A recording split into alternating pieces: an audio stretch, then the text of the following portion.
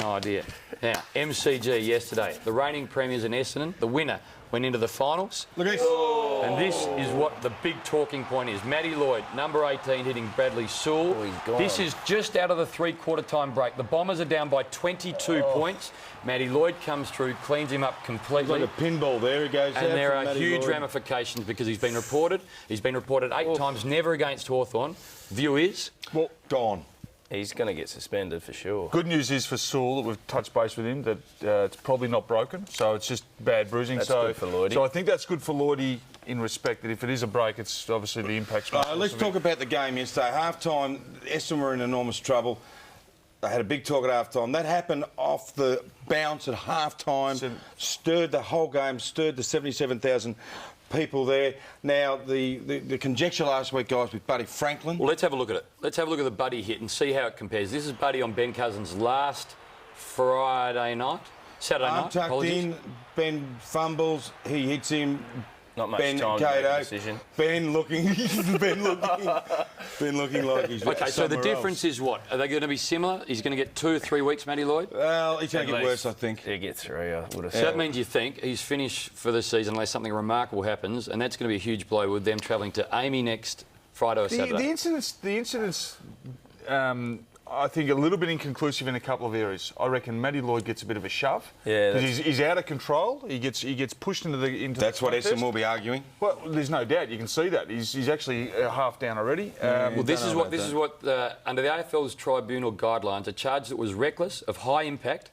We agree that's both of those. Well, and to the head, yes, could draw 425 points, but could be reduced to 3 weeks, 318 points, with a guilty plea. Reckless is the key. Reckless is the one, because if you're out of control, are you reckless or you negligent? Roo, what did you think? Do you think what is a worse hit, or is Matthew Lloyd in 3-week trouble? Oh, I think he is. I mean, it was a hard hit. It was to the head, and it was worse than Buddy Franklin's. He's going to get games. Whether he got pushed or not, he didn't get pushed that hard, so he's unfortunate.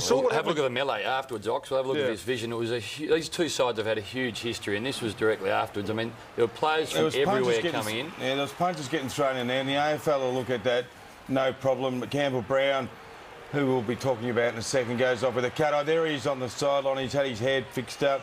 Look at him there. Someone's clocked him.